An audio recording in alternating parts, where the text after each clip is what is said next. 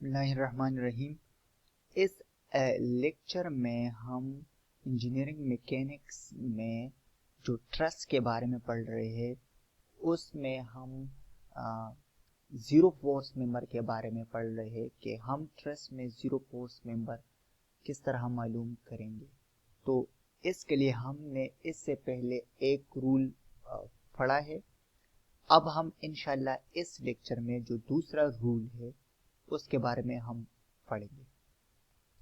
तो इस रूल में ये है कि अगर आपके पास एक जॉइंट है ट्रस में और वो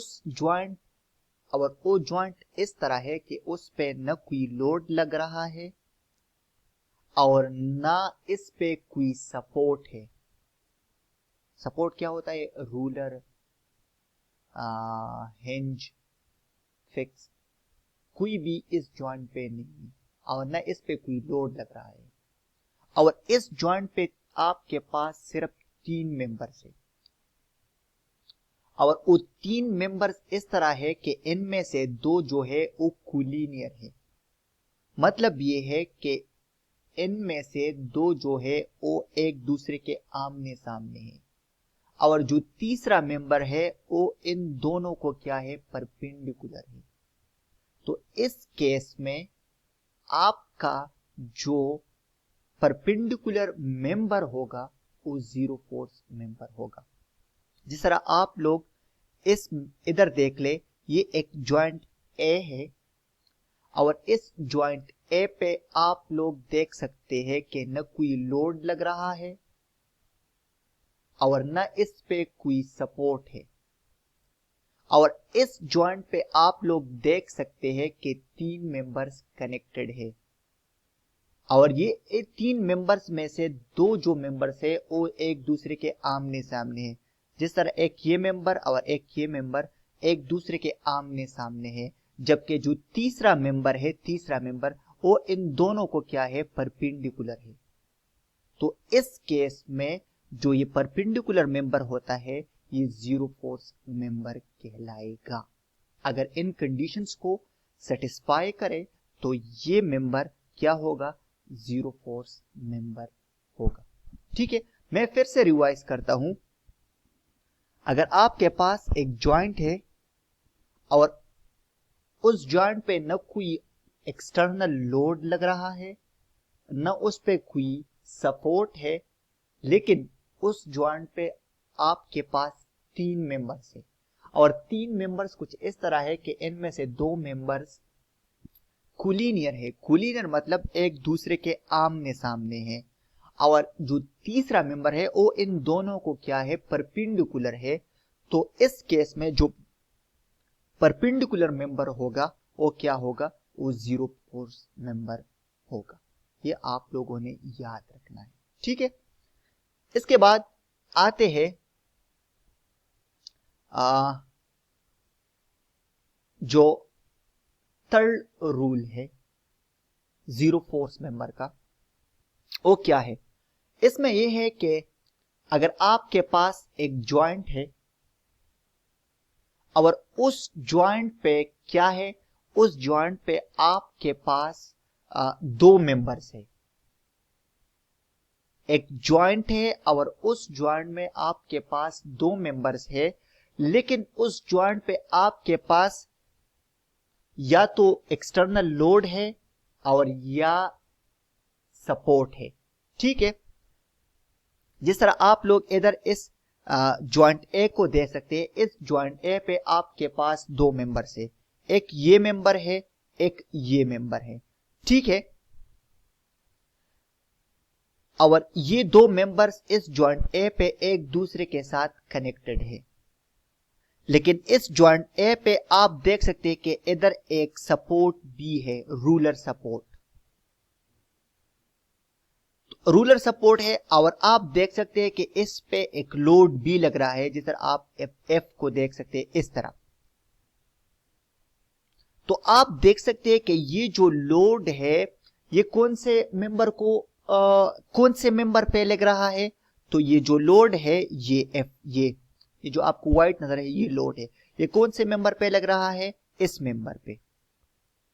ठीक है, तो जिस मेंबर पे ये लोड लग रहा है उसमें तो फोर्स होगा, लेकिन इसके परपेंडिकुलर जो मेंबर है उसमें कोई फोर्स नहीं होगा।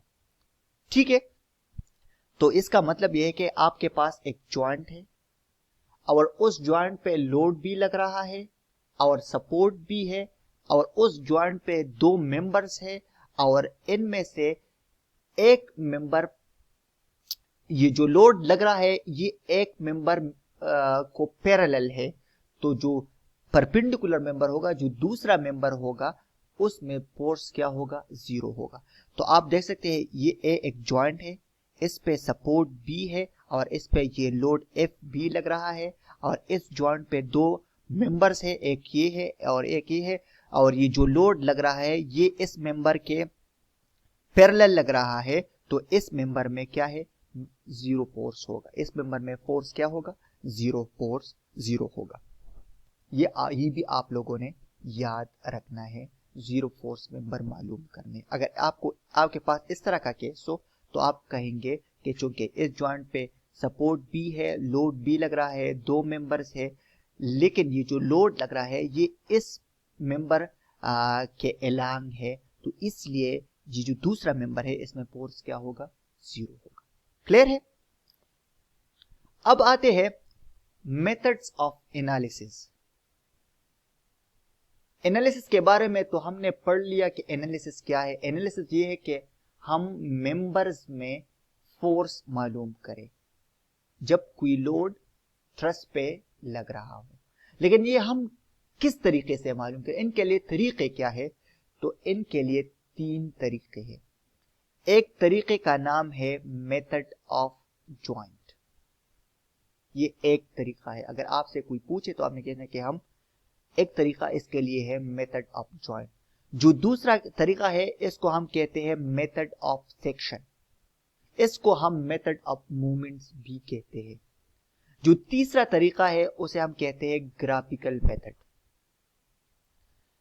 अब ये जो फर्स्ट मेथड है मेथड ऑफ जॉइंट, ये हम कब इस्तेमाल करेंगे, ये हम तब इस्तेमाल करेंगे जब आपसे कोई कहे कि आप के पास ये ट्रस है और इस ट्रस के जितने भी मेंबर्स है उन सारे मेंबर्स में आप फोर्सेस मालूम करें।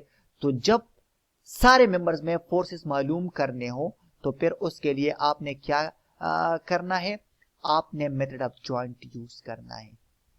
ठीक है, जब पूरा ट्रस एनालाइज करना हो, ट्रस के जितने भी मेंबर्स हो उन सारों में अपनी फोर्सेस मालूम करना हो, तो आपने मेथड ऑफ जॉइंट यूज करना है। ठीक है, अगर आपसे इसी तरह अगर आपसे कोई कहे कि आप सिर्फ ट्रस्ट के चंद मेंबर्स में फोर्सेस मालूम करें, सारों में नहीं बल्कि चंद एक में फोर्सेस मालूम करें, तो फिर आप मेथड ऑफ जॉइंट यूज नहीं करेंगे, आप फिर मेथड ऑफ सेक्शन इस्तेमाल करेंगे अगर चंद खास मेंबर्स में आपने फोर्सेस मालूम करने हो। ठीक है, इसी तरह अगर आपके पास कोई ट्रस हो और वो बहुत पेचीदा ट्रस हो, बहुत बड़ा हो, पेचीदा हो, तो फिर इसके लिए आप मेथड ऑफ जॉइंट और मेथड ऑफ सेक्शन इस्तेमाल नहीं कर सकते, इसके लिए आप फिर ग्राफिकल मेथड इस्तेमाल करेंगे। इस तरह नीचे लिखा गया भी है कि method of joint is used two point forces in all members of the truss. अगर आपने ट्रस के सारे मेंबर्स में फोर्सेस मालूम करने तो आपने मेथड ऑफ जॉइंट इस्तेमाल करना है।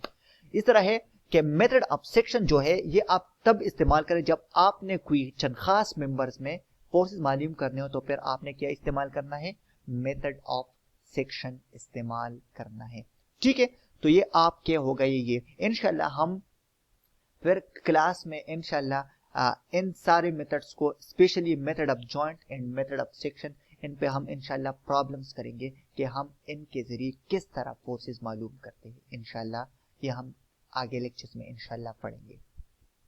आप इसी तरह यहाँ तक क्लियर हो गया और थैंक यू सो मच।